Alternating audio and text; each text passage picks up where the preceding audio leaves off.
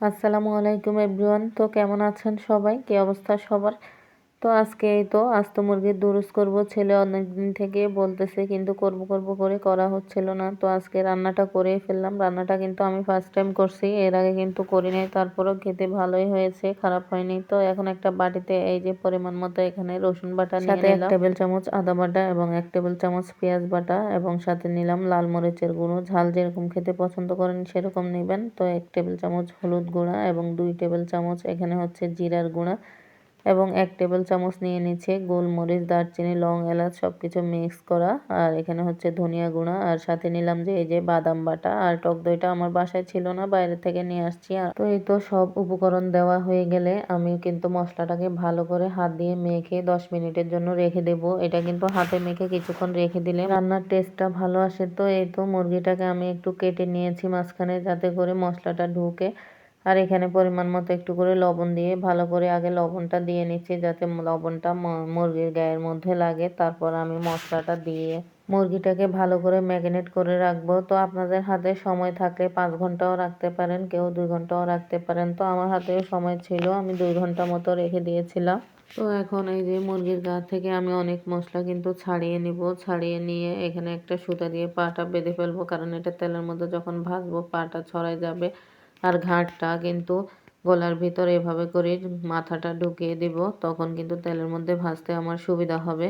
আর আস্ত মুরগির দরুজের জন্য মুরগিটা একটু ছোট নেবেন। আমার মনে হয় আমার মুরগিটা একটু বড় হয়ে গেছে, কারণ আমার ফ্রিজে যেরকম মুরগি ছিল আমি ওইটা দিয়ে করেছি। আর একটু ছোট মুরগি হলে রান্নাটা আর একটু ভালো হতো, নাড়াচাড়া করতেও সুবিধা হতো। এই তো আমি মুরগিটাকে তেলের মধ্যে ভেজে নিচ্ছি। 2টা কাঠি নিচ্ছি, লাড়তে আমার কিন্তু কষ্টই হচ্ছিল, কারণ এটা কিন্তু একটু বড় হয়ে গেছে। আমি কতটুকু সাইজ জানি না, আমার মনে হয় এটা 1.5 কেজির থেকেও বেশি হবে।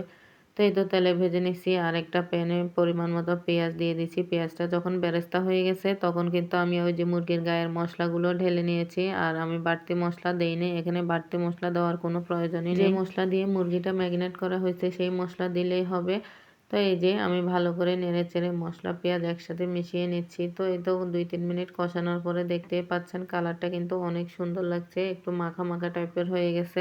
তো এখন আমি মুরগিটা দিয়ে নিব, দিয়ে একটু নেড়ে চেড়ে দিব। মুরগিটা আপনারা চাইলে আর একটু কম ভাজতে পারবেন, আমি একটু ভাজা ভাজা করেছি। আমার বাসায় যেরকম খেতে পছন্দ করে আমি ওরকমই করেছি। তো আমি মুরগিটাকে আমি ভালো করে কষিয়ে নিব। এই মুরগিটাকে আপনারা এভাবে ভালো করে কষিয়ে নেবেন, তখন কিন্তু মশলাটা ভালো করে ঢুকবে। তো এই যে দেখুন আমি 10 মিনিট ধরে আরও ভালো করে মুরগিটা কষিয়ে নিচ্ছি। তো আমি এখানে কিন্তু কোনো পানি দিব না, আস্ত মুরগির দুধে কিন্তু কোনো পানি দেওয়া হয় না। এখানে আমি তরল দুধ দিব। দুধটা আমি কিন্তু আগেই জাল করে রেখেছিলাম। তো আমি এখানে 1 মগ দুধ দিয়ে নিব।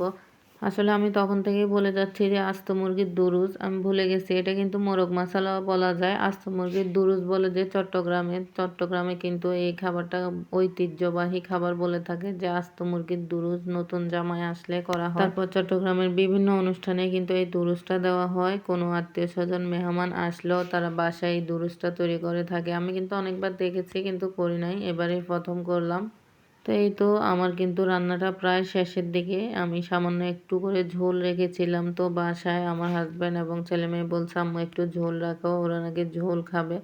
তো এই জন্যই ঝোল রাখছি, কিন্তু এটা আরও মাখা মাখা করা যায়, তো একদমই ঝোল ছাড়াও করা যায়। তো আমি একটু করে ঝোল রাখছি, আপনারা ঝোল নাও রাখতে পারেন, কোনো সমস্যা নেই। আমার ভিডিও যদি ভালো লেগে থাকে তাহলে আমার পাশেই থাকবেন। সবাই ভালো থাকবেন, সবাইকে ধন্যবাদ। আল্লাহ হাফেজ সবাইকে, সবার ভালো থাকা কামনা করছি। সবাইকে ধন্যবাদ আবারও।